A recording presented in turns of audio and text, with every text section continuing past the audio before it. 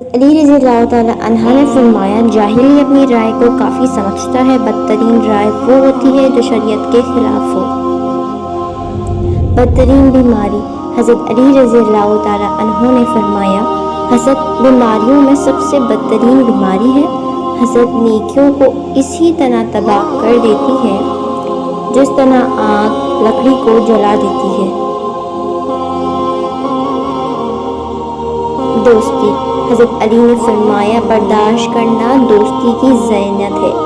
اپنے دوست کی لغزش کو برداشت کرو۔ دشمن کے حملے آور ہونے کے وقت کے لیے جو دوست کی لغزشوں کو برداشت نہیں کرتا وہ تنہائی کی موت مرتا ہے۔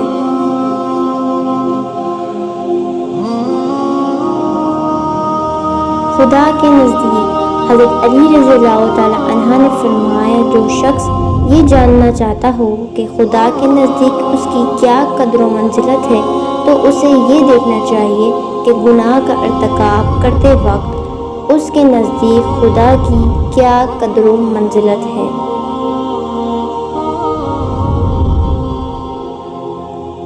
حضرت علی نے فرمایا، اگر توکل سیکھنا ہے تو پرندوں سے سیکھو کہ جب وہ شام کو واپس گھر جاتے ہیں تو ان کی چونچ میں کل کے لیے کوئی دانہ نہیں ہوتا۔ حضرت علی رضی اللہ تعالیٰ عنہ نے فرمایا، تمہارا ایک رب ہے پھر بھی تم اس سے یاد نہیں کرتے، لیکن اس کے کتنے بندے ہیں پھر بھی تم کو نہیں بھولتا۔ بھائیوں کے حقوق ضائع کرنے سے اللہ تعالیٰ اپنی رحمت کے دروازے بند کر دیتا ہے، اور برائی کرنے والے کے ساتھ بھلائی کرنا ایمان کے کامل ہونے کی علامت ہے۔ حضرت امام نے فرمایا، اگر کوئی آپ کی فکر کرتا ہے تو اس کی قدر کرو، کیونکہ دنیا میں تماشائی زیادہ اور فکر کرنے والے بہت کم ہوتے ہیں۔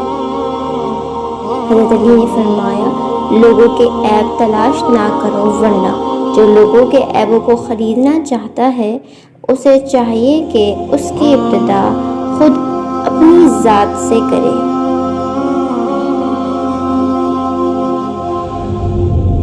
حضرت علی نے فرمایا، جو شخص موت کا منتظر ہے تیزی کے ساتھ نیکیوں کی طرف دوڑتا ہے۔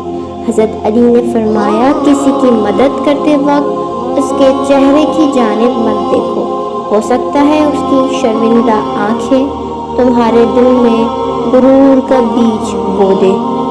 حضرت علی نے فرمایا، اگر تم پانی میں ڈوب رہے ہو اور تمہیں یاد آ جائے کہ وقت نماز ہے تو نماز کی نیت کر لو۔